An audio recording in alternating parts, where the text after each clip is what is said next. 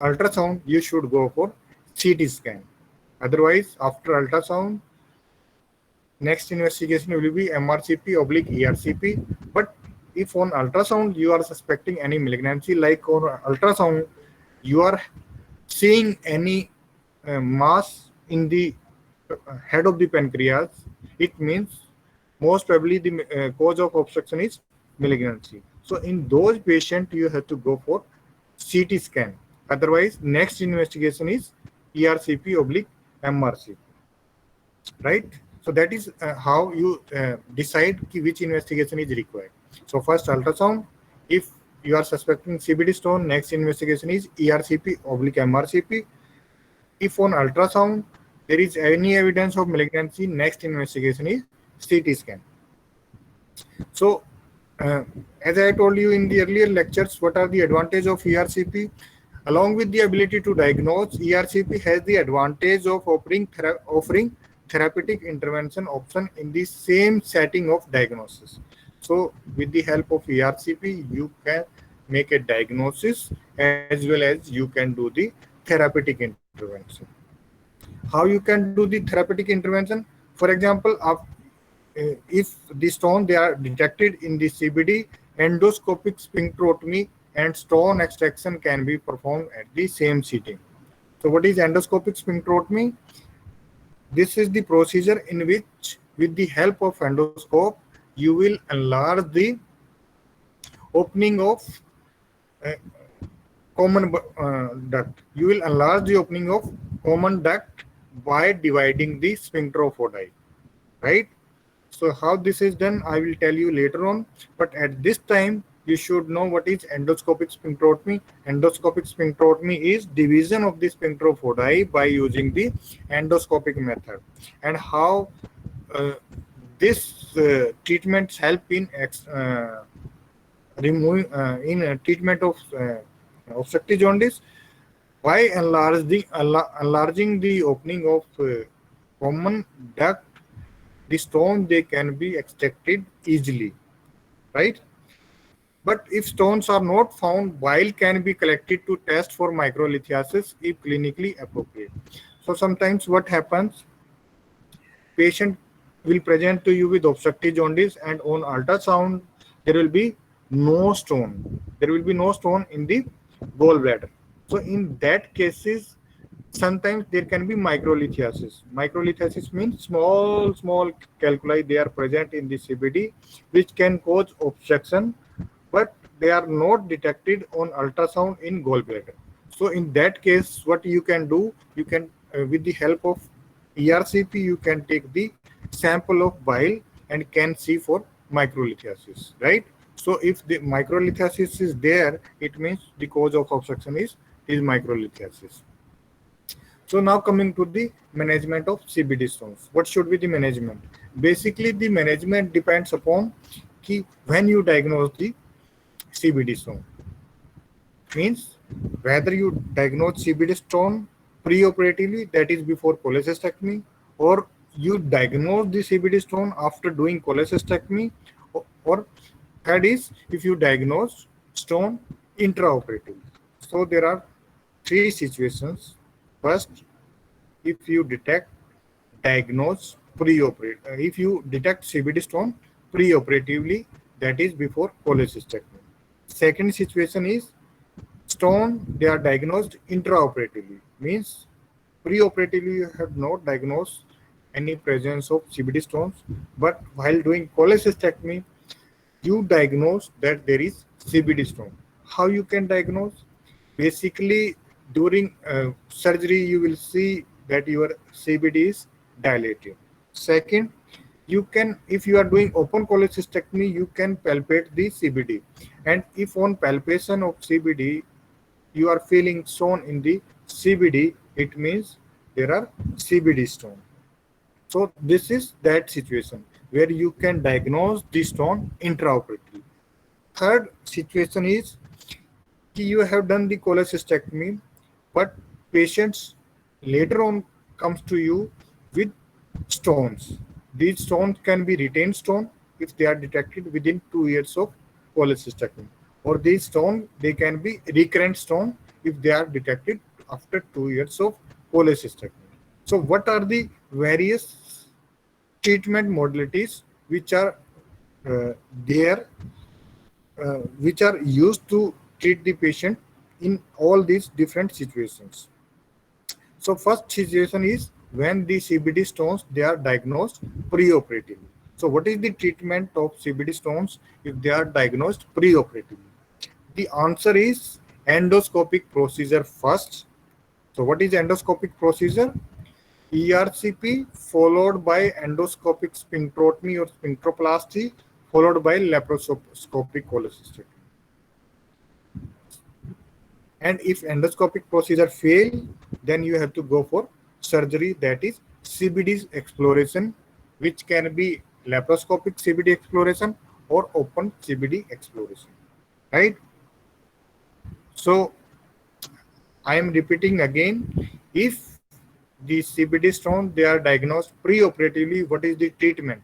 The treatment is endoscopic procedure. And what are endoscopic procedure?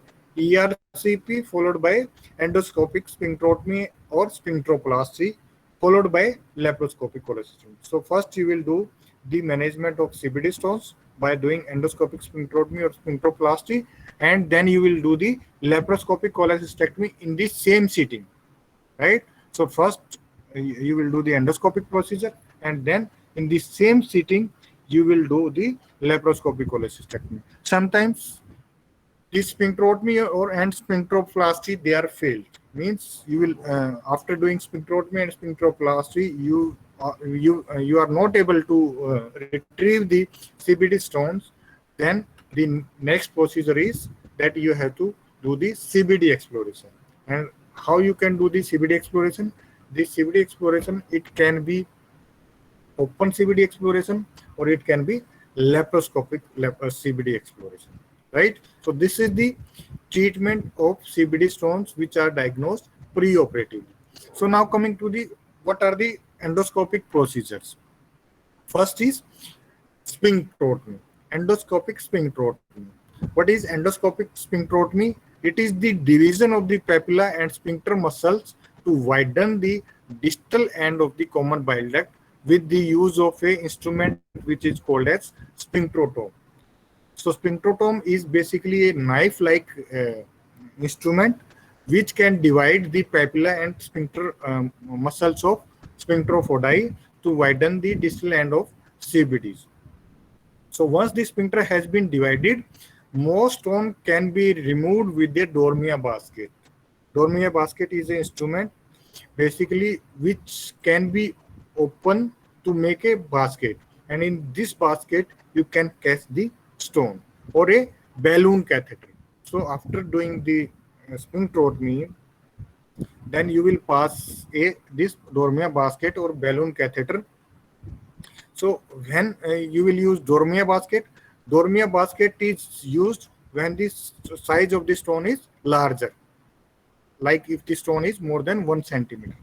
But if the stone size is small, then you have to use the balloon catheter, right? So what are the endoscopic procedure? First you will do the endoscopic sphincterotomy, means you will widen the opening of uh, common duct by dividing the sphincter muscles. Then after doing this sphincterotomy, you will retrieve the stone by using either Dormia basket or balloon catheter. Dormia basket is used when the size of the stone is larger one, and you will use the balloon catheter if the size is smaller one. I will show you the picture how the Dormia basket it look like, right? Like, so this is the picture of Dormia basket, right? This is open Dormia basket. So initially this instrument, suppose this is the stone in the CBD. Initially this instrument is passed endoscopically through the second part of the duodenum, through the common duct into the common bile duct. So this is the closed Dormia basket. So first you will pass this instrument. This is a very small diameter instrument. You will pass this instrument through the CBD by the side of the stone, and you will go above the stone, right? And after going above the stone, you will open the Dormia basket, and with this open Dormier basket, you can engulf the stone and can remove the stone endoscopically, right? Second is, so this is the picture where you can see this is a Dormier basket and a large stone has been engulfed in the Dormier basket. Then second option is balloon catheter. So balloon catheter is basically used when there are multiple small stones. So again, what you will do, you will endoscopically, you will pass this balloon catheter, you will go above all these stones, then you will inflate the balloon and then make a traction downward. So when you will make a traction downward, it will remove all the small stone from the CBD. So this is how you will do sphincterotomy and stone sphincterotomy followed by stone removal by using balloon catheter. So balloon sphincteroplasty is a sphincter preserving alternative to sphincterotomy. So this is called as basically balloon sphincteroplasty. So this is a sphincter preserving alternative to sorry.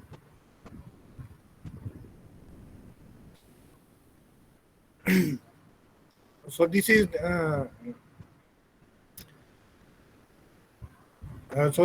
these procedures are done after dividing the sphincter, that is after doing the sphincterotomy. Then next procedure is balloon sphincteroplasty. What is balloon sphincteroplasty? Here you will not divide the sphincter, but you will dilate the sphincter and you will use a high pressure hydrostatic balloon of diameter 6 or 8 millimeter to dilate the papilla, right? So one endoscopic procedure was endoscopic sphincterotomy. Next, endoscopic sphincterotomy along with the balloon and Dormier basket. Next endoscopic procedure is balloon sphincteroplasty.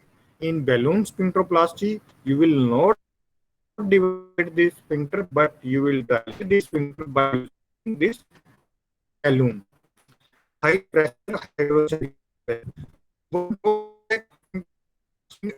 Limited size of the papilla creates some. So the advantage of this balloon sphincteroplasty is that you are not dividing the sphincter. Disadvantage is that you can add this papilla only up to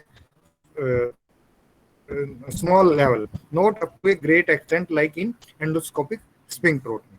So after doing this endoscopic procedures like sphincteroplasty and sphincterotomy, then you will do the laparoscopic cholecystectomy, right? So this was when you detect the stone preoperatively. So after diagnosing preoperatively, you will do endoscopic procedure. By doing the endoscopic procedure, you will do either sphincterotomy or sphincteroplasty, and then you will remove the stone.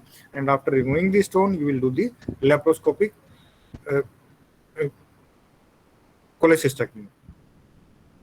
But if the sphincteroplasty or sphincterotomy they are failed, what is the next treatment option? This is surgery for CBD stones, that is open or laparoscopic CBD exploration. So if endoscopic fails, go for surgical procedure for CBD stones, that is CBD exploration, which can be performed laparoscopically or open CBD exploration.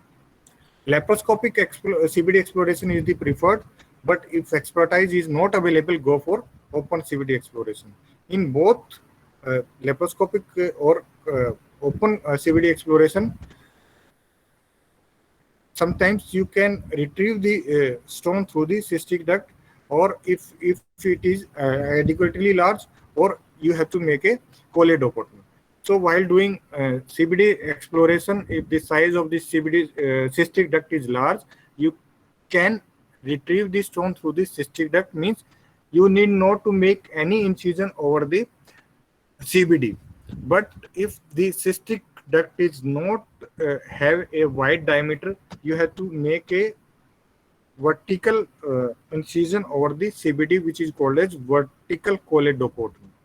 So in laparoscopic or open CBD exploration, what you do, you will try to remove the stone either through the CBD cystic duct, or you will make a direct incision over the uh, CBD, which is called as vertical choledochotomy. So after making an incision, that is after a vertical choledochotomy, the stones are removed using a forceps which is called as Desjardins forceps. So this is basically, this forceps is used to retrieve the stone from the CBDs. So this is the picture of Desjardins forceps. This is used if you are doing open CBD exploration. So here you will see the stone will be retrieved by engulfing the stone here, right? So this is called as Desjardins forceps. So, so after retrieving the stones, what is the next uh, procedure? So after making an incision in the CBD, you will retrieve the stones. Then the options are either you can primarily close the CBD. When you will close the primary CBD, primarily if you are very sure you have removed all the stones from the CBD. How you can be very sure? You can do intraoperative cholangiogram. So you will do, after removing all the stone, you will do intraoperative cholangiogram. What is intraoperative cholangiogram? Here you will pass some dye into the CBD, and this dye will opacify the CBD, and if there are some stone, retained stone in the CBD, they will be detected as filling defect, right? So after removing the stones from the CBD, you will do intraoperative cholangiogram. Through the same incision, you will pass a tube, and through this tube, you will inject the dye in the CBD. This is called as intraoperative cholangiogram. And in the intraoperative cholangiogram, you will see for any defect in the CBD. And if there is no defect in the CBD, there is no filling defect in the CBD, it means your CBD is clear. So in that case, you can primarily close the CBD, right? But if you are not sure, you have cleared the CBD, or on intraoperative cholangiogram there are some retained stone, or means there are some stone in the CBD, then you have to put a T tube in the CBD, right? So I am revising again. So what are the treatment option if you have diagnosed the CBD stones preoperatively? First, you will do the endoscopic procedure. In the endoscopic procedure, you will do endoscopic sphincterotomy or sphincteroplasty, right? If endoscopic procedure there fail, you can do open or laparoscopic CBD exploration, right? Laparoscopic CBD exploration is preferred, but it will require some expertise. If laparoscopic CBD exploration expertise is not available, you have to go for open CBD exploration. So after doing this CBD exploration, after removing the stone, you will see for key, is there any retained stone in the CBD is there. For that, you will do intraoperative cholangiogram. If you are very sure you have removed all the stone from the CBD, you can primarily close the CBD. But if you are suspecting that some stone may be retained there, so in that case you will put a T tube, right? So this is T tube. T tube, it has a horizontal limb, this longer one, and it has a vertical limb. So this is like T. So this is your vertical limb, and this is your long horizontal. So how this is placed? This is placed, this small vertical limb is placed in the common bile duct, and this long horizontal limb is brought through the skin outside. So how this T tube will help? Suppose there are some stones are there here, some retained stone are there, then this T tube will drain the bile, right? So this T tube will drain the bile, so this will divert the bile and thus prevent the obstructive jaundice. Means this will treat the obstructive jaundice. And later on, what you can do is you can pass the endoscope through this T tube and can remove the stones if some retained stones are there, right? So that is how T tube help. How T tube help? This will drain the bile and thus treat the obstructive jaundice. And later on, through this limb, you can pass the small diameter small diameter choledocoscope, and can remove the stone. So that is how this T tube is helpful. And what is the indication of placing T tube? The indication of placing T tube is if you have done CBD exploration and you are not sure that you have removed all the stone, then it is better to place a T tube, right? So in that cases, you will put a T tube. So you will place this T tube through the skin, and this T tube is retained there for at least 10 to 14 days post-operatively. So this T tube is retained there for 10 to 14 days, and after that you will do a T tube cholangiogram. Means you will pass a water-soluble dye through the horizontal limb. You will pass the dye through this limb, this horizontal limb, right? So dye will opacify the intrahepatic and extrahepatic biliary passages, and retained stone in the CBD will be seen as a filling defect, right? So in cholangiogram, look for filling defect. There should be no peritubal spillage of contrast, and there should be free flow of contrast into the duodenum. So after 10 to 14 days of T tube placement, then you will do T tube cholangiogram. So in T tube cholangiogram, you will see three things. First, there should be no filling defect, right? Second, there should be no peritubal spillage of the contrast. And third, there should be free flow contrast into the duodenum. So this is T tube cholangiogram. Here you can do, you can see this is the horizontal limb of T tube and this is the vertical limb of T tube. And here you can see a dye has been passed, and you can see the intrahepatic biliary radicals, and this is dilated CBD, right? So this is how you do the T tube cholangiogram. So this is normal T tube cholangiogram. Here you can see the intrahepatic biliary radicals. They are opacified, but they are not dilated. CBD is also not dilated, and there is no filling defects in the CBD. There is no filling defect, means no black area in the CBD. It means there is no retained stone, and there is this. What is this? What is this? This is duodenum, opacified duodenum, means there is free flow of dye into the duodenum, right? So this is the normal T tube cholangiogram. It means in this T tube cholangiogram, there is no evidence of any retained stones. If there is retained stone, you will find some filling defects are there. There will be no free flow of dye into the duodenum, and there can be some peritubal spillage here, right? So if after doing T tube cholangiogram, all these conditions they are not there, means there is no filling defect, there is free flow of dye into the duodenum, and there is no peritubal leakage, then you can remove this T tube. It means you are very sure there is no retained stone in the CBD. So after 14 days, you can remove the T tube, right? So before removing the T tube, you will clamp the T tube for 24 hours, and during the periods of clamping, you will watch for the signs and symptoms of jaundice, pain, fever, and peritubal leakage, right?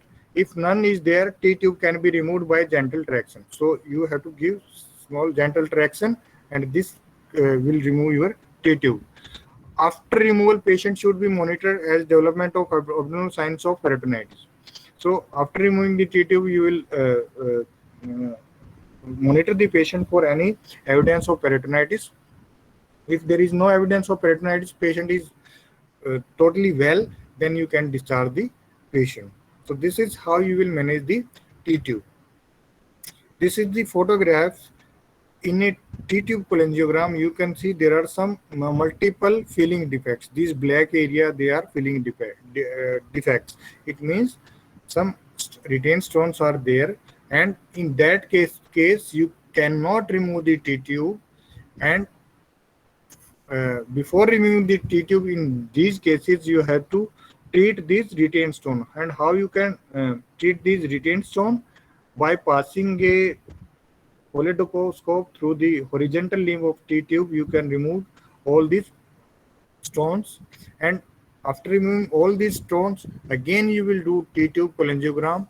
If on T-tube cholangiogram there is no retained stone, then you have to clamp this T-tube, and then you have to remove the T-tube. If now this was the situation when you are diagnosed preoperatively. Next situation is if the stones, they are diagnosed intraoperatively. So what you will do? Again, you will do, first you will do ERCP, and you will do sphincterotomy and ductal clearance of the stone, followed by laparoscopy in the same sitting, right? So you will do, if you the stone they are diagnosed intraoperatively, you will do ERCP followed by sphincterotomy, and then removal of the stone, and then laparoscopic cholecystectomy. If sphincterotomy fails, you will do either laparoscopic choledochotomy or open choledochotomy, means CBD exploration. Next situation is if the stones, they are diagnosed postoperatively, means you have done the cholecystectomy and you have detected the stones postoperatively. They will be called as retained stone. If they are detected within 2 years, they will be called as recurrent stones if you had detected these stones after 2 years. So what are the treatment possible options? You will go for ERCP followed by endoscopic sphincterotomy, and then CBD stones removal, right? And if this is successful, then there is no need of CBD exploration. If this fails, you will go for CBD exploration, right? So these are the treatment options for CBD stones, and there are 3 situations. If you have diagnosed stones preoperatively, you have diagnosed intraoperatively, and you have diagnosed postoperatively. So what is recurrent stone? Recurrent stones are often multiple and they may be large. In most patients, a generous endoscopic sphincterotomy will allow removal of the stones with a basket. So what is the treatment of recurrent stone? Again, first you will do ERCP followed by endoscopic sphincterotomy and removal of the stone. If this procedure fail, you will go for open or laparoscopic CBD exploration. Last slide. What is surgical biliary drainage procedure? Surgical biliary drainage procedure, they are considered in the situation where your stone is impacted. Means it is not possible to remove these impacted stones. If there are irremovable distal bile duct stones, your CBD is markedly dilated, distal bile duct obstruction from the tumor or stricture, ampullary stenosis, and reoccurrence after previous bile duct exploration. So these are the situations in which you have to do the surgical biliary drainage procedure. So what are those situations? When your CBD stone is impacted, the CBD stones, they are irremovable. The CBD is very much dilated. There is distal bile duct obstruction from tumor or stricture, ampullary stenosis, or there is recurrence. So in that cases, you have to do the drainage procedure. And what are those drainage procedure? It include choledochoduodenostomy, choledocojejnostomy, and transduodenal sphincteroplasty. So these are the 3 surgical procedures: choledochoduodenostomy, choledocojejnostomy, and transduodenal sphincteroplasty. So I am stopping here. So I am not going into the detail how these drainage processes they are done, but you should know what are the indication of doing drainage procedure and what are the various drainage procedure. The various drainage procedure are choledochondrostomy. Here you will join the common bile duct to the duodenum, means you will do anastomosis between the common bile duct and duodenum. In choledochondrostomy, you will do the anastomosis between the common bile duct and jejunostomy. And transduodenal sphincterotomy, here you will open the second part of the duodenum by making a vertical incision.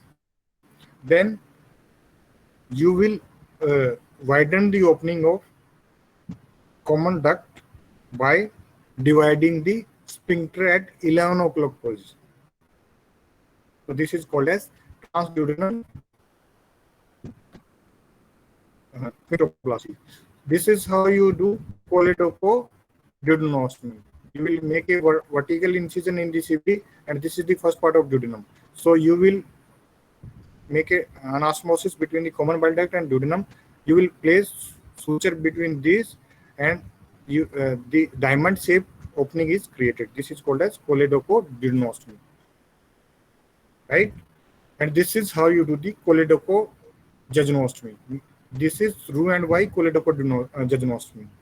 Means you have divided the jejunum from here, and you have brought the distal limb, and you have closed this limb here, and you have make a anastomosis between the CBD and jejunum, and you have make a anastomosis between jejunum and jejunum. This is called as Roux and Y choledochojejunostomy. This is how you do the transduodenal sphincterotomy or sphincteroplasty. Here you will make a vertical incision on the second part of the duodenum. You will open and you will make an incision at 11 o'clock position in the common duct, and after making the incision you will widen the opening. This is called as transduodenal sphincteroplasty. Thank you. Now you can mark your attendance. If any question is there, you can